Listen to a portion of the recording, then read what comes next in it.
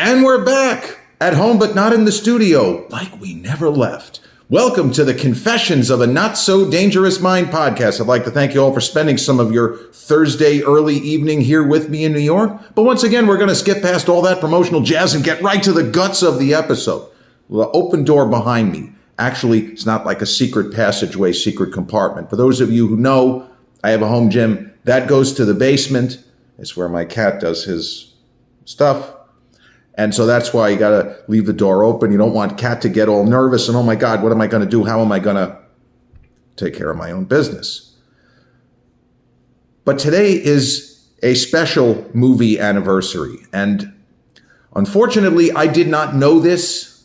I have that savant level capacity, but I did not know that today marks the 44th anniversary of the United States release of what I still consider to be the best superhero movie ever made, and that would be Superman 2. The OG run of superhero films, which ultimately paved the way for everything else. When Warner Brothers got the crazy idea of doing an adaptation of Siegel and Schuster's comic book, the DC comic run of Superman, the comics would have been between 35 and 40 years old. Well, it seemed crazy at the time. And Warner Brothers was prepared to be mocked if it didn't work out. You're going to have this guy running around wearing his underwear outside of his clothing. Nobody's interested. People have better things to do than go to see stupid shit like this. They heard everything. But Warner Brothers got Mario Puzo, fresh off of The Godfather. That's the guy that wrote the book. And in later years, he did The Sicilian, Omerta, great author. They got Mario Puzo to write a screenplay. Now, Puzo didn't know what he was doing. He was a book author. He wasn't a screenwriter, but he had some good ideas that the studio liked, and they ended up making Superman the movie, which was released right around Christmas time, 1978, so 3 years, or 2.5 to 3 years before this. The masterstroke was an accident. The masterstroke being the casting of the late and quite extraordinary Christopher Reeve. They meant to cast a big star. The intention, just as now, studios don't like throwing hundreds of millions of dollars without some kind of a security blanket. It's like any other walk of life. You want to feel as if you're not going to throw your investment away. They tried to get a big star, but Robert Redford, Warren Beatty, Clint Eastwood, James Caan, they all said no. So they had to reorient their thinking. How about we get an unknown to play Kal-El, Clark Kent, Superman, and we'll get some big hitters to surround this unknown actor, and hopefully that'll help to bring people into the theaters. Well, that's exactly what happened. They got Marlon Brando to play the father of Kal-El, Jor-El. And Christopher Reeve himself, who was not somebody who was prone to taking shots at other people. He was very, very mild-mannered, like his alter ego in the movie Clark Kent. But Christopher Reeve did not appreciate Brando's process. He thought that Brando phoned it in. And far be it for me to ever disagree with someone I hold in such high esteem as Christopher Reeve. Well, Brando, I don't know if he gave a shit. Also, Brando is supposed to be on Krypton. He's wearing a Rolex. So I like to think that in the world of the original Superman, it's actually that Rolexes were created on Krypton. I don't know. I'll leave that to you to decide. But if Brando was not engaged by the material, it doesn't matter because he was fucking Brando. And every line reading, he makes it count. He had a certain gravitas that you can't just fake. So I think Brando is magnificent in the original Superman in limited time. Thing is, though, he was supposed to have a bigger role. He shot a ton of other footage, which was not used in Superman 1 and really didn't end up getting used in Superman 2 because there were a lot of issues. Now, something that some of you would know, but others don't, is that Richard Donner and Warner Brothers and the Salkins, who ended up firing Richard Donner, what an idiot move that was, the idea, once they got all of the casting together, and Margot Kidder as Lois Lane, and Reeve as Superman, and of course the extraordinary late great Gene Hackman as Lex Luthor. When they got everything together, they got all the sets together, what was going to be Metropolis. They had the villains played so beautifully. The lead villain of General Zod played another lifelong end-boss actor in Terrence Stamp, and a former middleweight contender, Jack O'Halloran, plays Non. Sarah Douglas as Ursa, the three Phantom Zone villains. And then the hidden legend. There is a cinematic end boss actor in the first two movies, but more so the first one. And it's just like hidden in plain sight. You have the great Trevor Howard. If you didn't know it was Trevor Howard as one of the, Jedi High Council, it's actually the Kryptonian High Council, but you might as well call it the Jedi High Council. He's in there. I didn't even know that Trevor Howard was in this movie until 15 years ago. So what character does he play? Blink and you'll miss it. They got everything together. And the idea was that because they had enough story for two movies, Puzo wrote a ton of shit.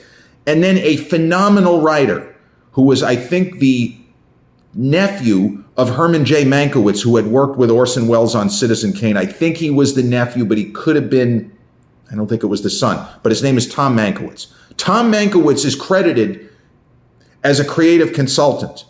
And in the director's commentary for Superman the movie, 1978, Tom Mankiewicz sat with Richard Donner for the commentary track.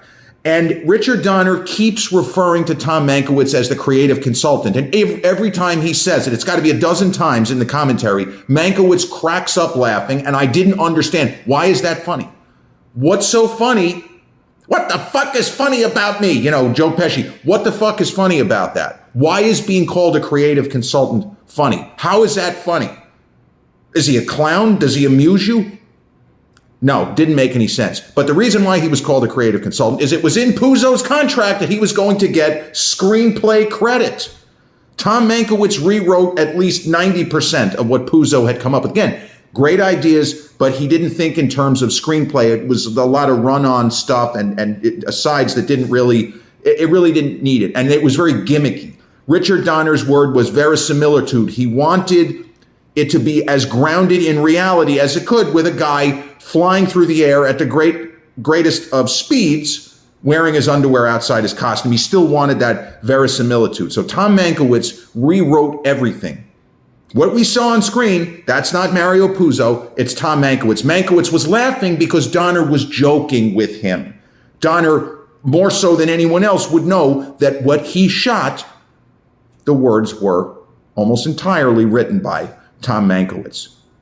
So they have everything together, and the idea was they were going to shoot what amounted to Superman 1 and Superman 2.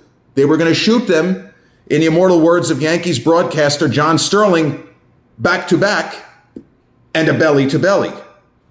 Well, a funny thing happened on the way to completing Superman 2. The Salkins fired Richard Donner.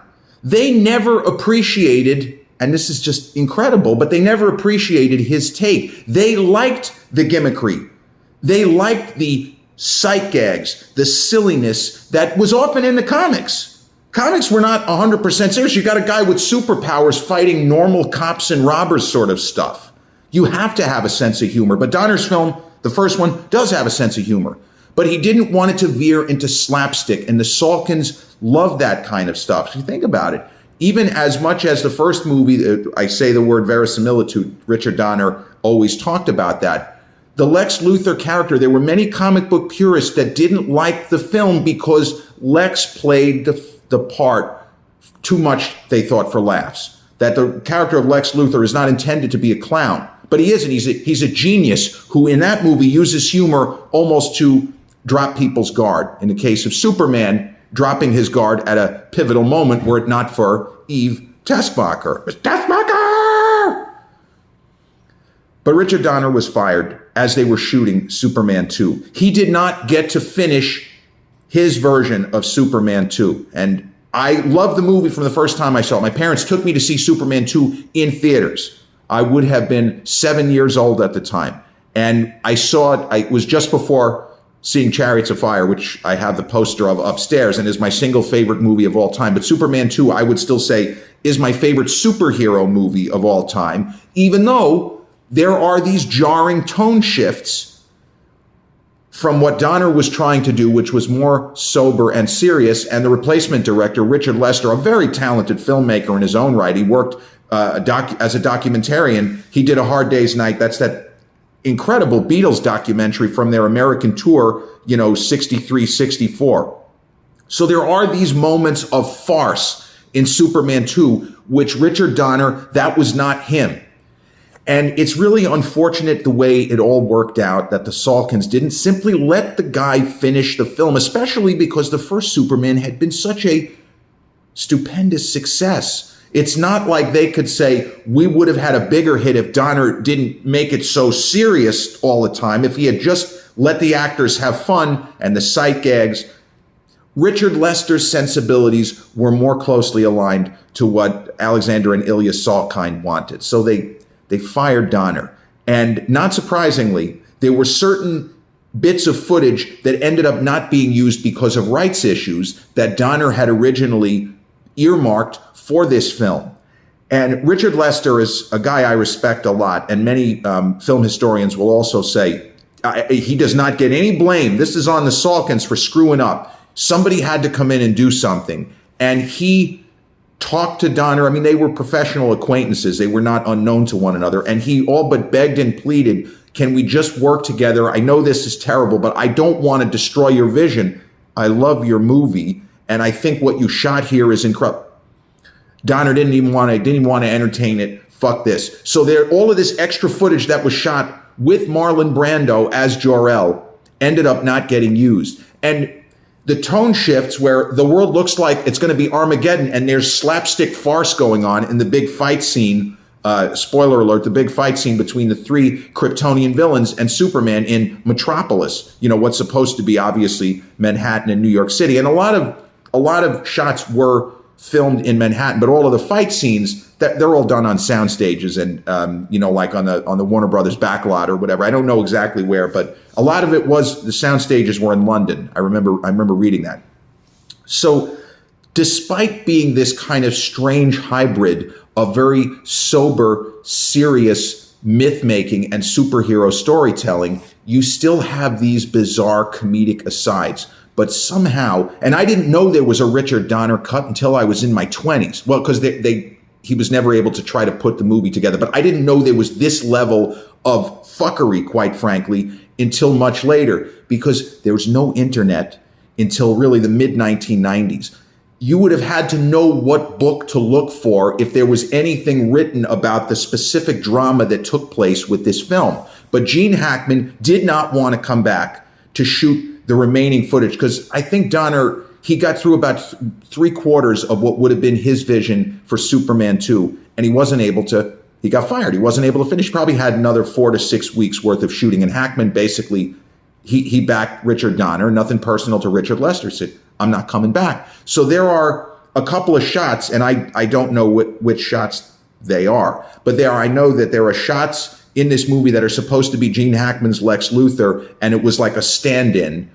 And then there were certain lines of dialogue. It's just so stupid. They found an actor who sounded like Gene Hackman and told him to do his best Gene Hackman, and he kind of overdubbed a couple of lines in the movie so that it would fit.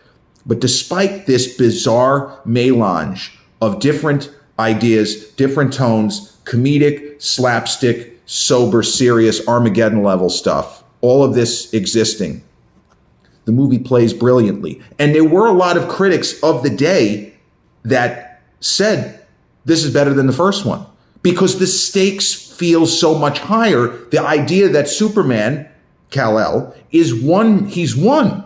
I almost said one man. He's one Kryptonian.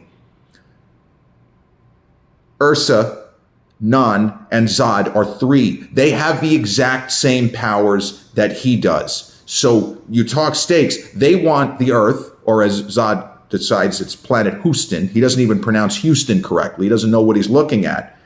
It just feels like the stakes are sky high.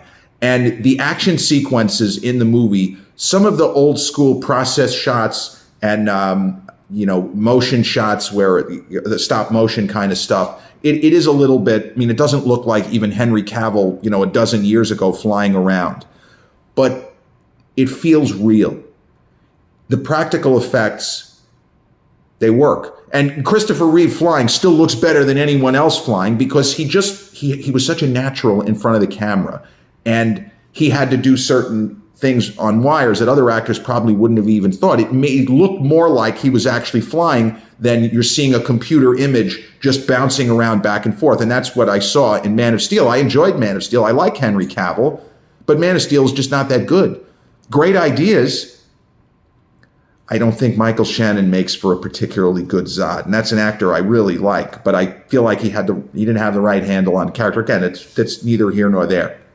But Superman 2 was released overseas towards the latter part of 1980. And my assumption is that Warner Brothers, especially the way this film was now packaged, emphasizing the action and the romance and, the kind of daring do, they decided to release it during the summer and the early part of the summer of 81. And that's an unusual thing for this kind of movie. And they didn't do what I had talked about a few weeks ago at the Truman Show, where the movie was wrapped and should have been released in 97, but they held it to summer.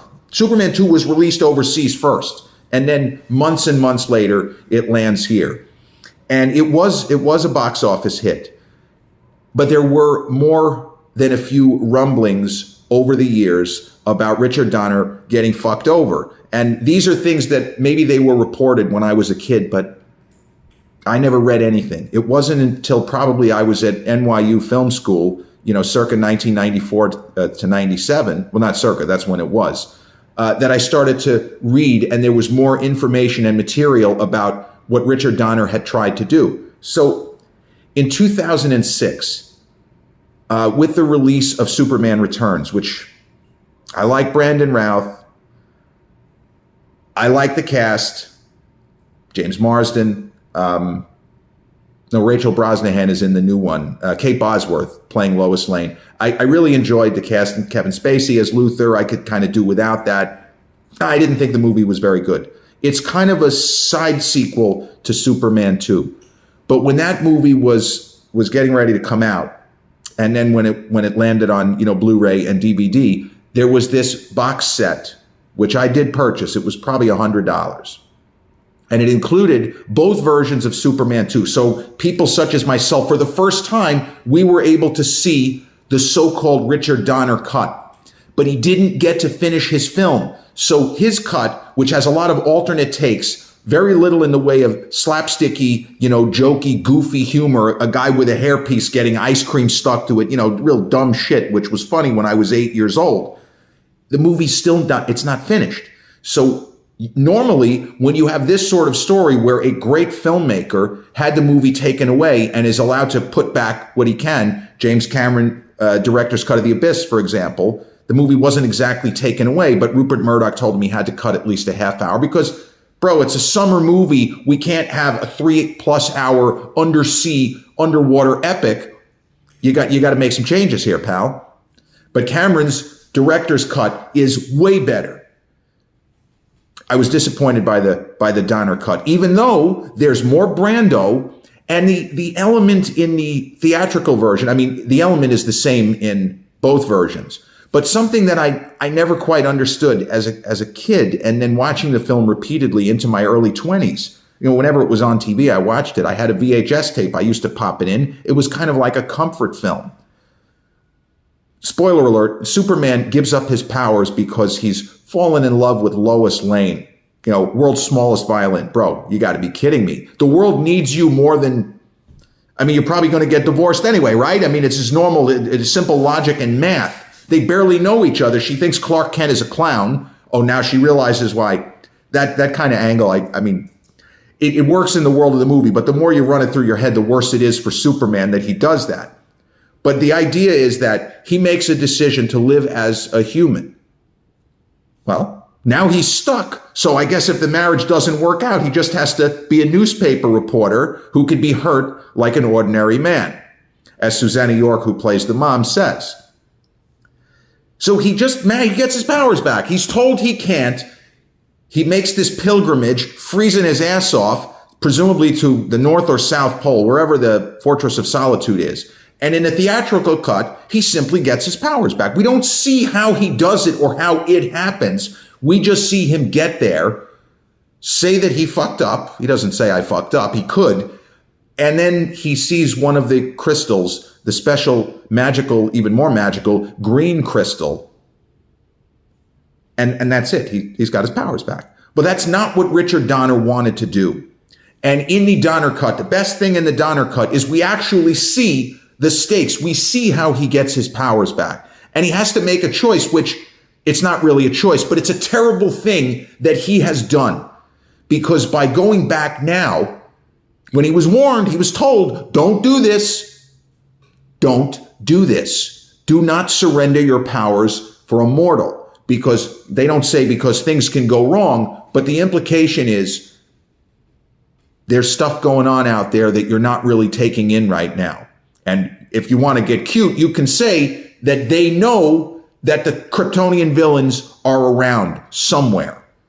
And the whole idea from the first movie of it is forbidden for you to interfere, when Superman saved Lois, spoiler alert, and did the old Doctor Strange, let's reverse time just enough so that she doesn't die. Well, the Phantom Zone villains were supposed to be released with that in Superman 1. That was not supposed to be something that took place in Superman 2. Donner's original ending for the first one, I guess the Salkins gave him the finger on that, was not supposed to be just him doing this. But he's forbidden to interfere, and he has screwed up what was supposed to be the normal timeline now in the world of Superman 2. So when he goes back, we see Brando. Brando's there. In order to get his powers back, he must merge with, I guess, the spirit of Jor-El. I don't know if they explain it that way, but it's something like that.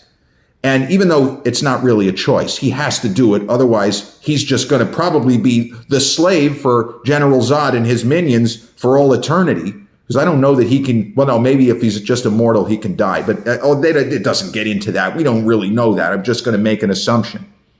But he has to get his powers back, and his parents' spirits will merge with him, and that's presumably how he gets his powers back. But he will never be able to communicate with them again. And that's a pretty heavy idea, because he could always go to the Fortress of Solitude. And even though they're not really there, it feels as if they are. He feels their spirit, and now that's gone. So that was the best thing about the Donner cut. But because he didn't have, they just have to repeat the same ending of the first movie, and it doesn't work. And some of the alternate takes that they used throughout the film, I don't think they work as well as what Lester came up with. So Richard Lester had to shoot a ton of the same footage with the same actors. Again, this is not Back to the Future where they shoot 6 weeks. This was, I guess, about 4 years later, 4, 5, 6 years later, but that they shot 6 weeks of footage with Eric Stoltz. And then, well, it was mostly Christopher Lloyd's Doc Brown. You have to do the exact same setups in the exact same location with the exact same hair and makeup. And you just have to run it again and again and again and again, because anything that had Eric Stoltz in it, gone. But here, Richard Lester had to reshoot so much stuff. I don't remember Christopher Reeve bitching and moaning or complaining, but that could not have been pleasurable, knowing that there were takes that he nailed and that Donner hit right on the button and they were going to play in the world, in cinemas. You just had to do it all over again.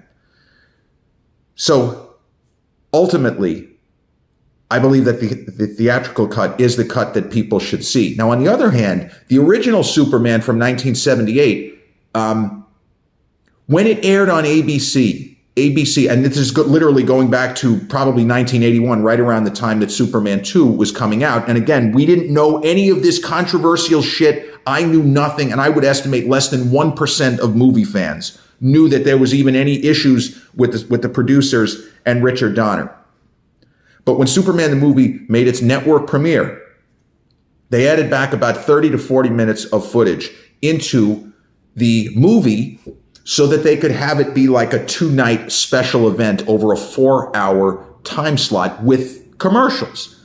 This is still the days before VHS. Betamax existed, but I don't know if Superman the movie was ever even released on Betamax. The technology it seemed antiquated back then. It was really, VHS was a quantum leap forward, and we know how antiquated VHS is. But where I'm going with that, and the difference between the Donner cut, Richard Lester, the full, including all of those scenes that were added back in, I think Superman the movie is actually better in what is almost a 3-hour version.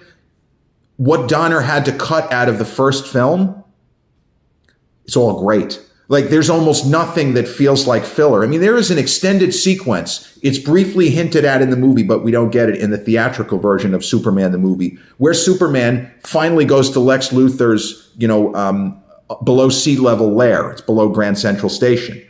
And in the world of the theatrical cut, he simply goes, breaks down the door, and then they have the famous scene with the kryptonite. There's an extended action sequence where Lex Luthor puts Superman through his paces for real and exposes him to all kinds of, any normal person would have been killed within a couple of seconds. Even Indiana Jones would not have survived that. And he easily, in the world of the movie, surmounts it. And the footage is so good, you say to yourself, why would anybody want to cut this out of the movie? It reminds me of, again, speaking of James Cameron, years later, with Aliens, there is an incredible action sequence with these robot drone-powered guns that were called sentry guns, where the aliens are trying to breach the position of the heroes, and the sentry guns are just blasting thousands of rounds. And it's an incredible scene.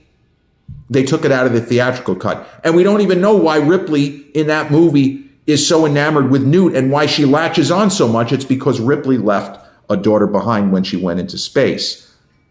Sometimes stuff just gets cut out for time, and years later you look back and say, what were they thinking?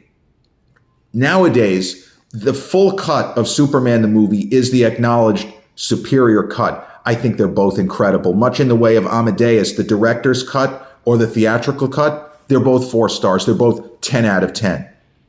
But Superman 2, because of the issues with the producers, there are people who still prefer the Donner cut, even though it essentially repeats the same ending from the original. There's enough of what Donner was trying to do, the slapstick shit isn't in there, that people still prefer it. But someday, hopefully, and Richard Donner unfortunately has passed. He was supposedly working on Lethal Weapon 5 when he took ill a number of years ago and passed. But hopefully at some point, they're able to put together a sort of blended cut between what Richard Lester shot and Richard Donner shot, and a sort of an ultimate, like Blade Runner, the final cut, something like that. Maybe it's impossible because so many of the people connected to the production and even who worked at WB, they're gone.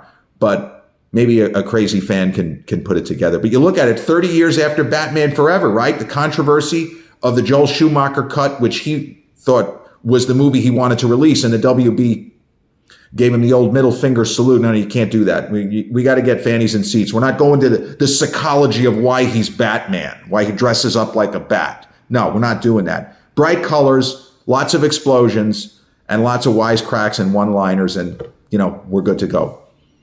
But Superman 2, a movie that I love, and I will defend each version, but specifically much prefer the theatrical cut. It is a fantastic entertainment, a great story, and fantastic central performance from Christopher Reeve. The best to ever do a superhero movie. Better than Robert Downey Jr.'s Iron Man, and incredibly, I would even put him above Hugh Jackman's Wolverine. And both of them are so good in their roles. But Reeve did it first, and the guy was just magic when the camera was on. Nobody did it better.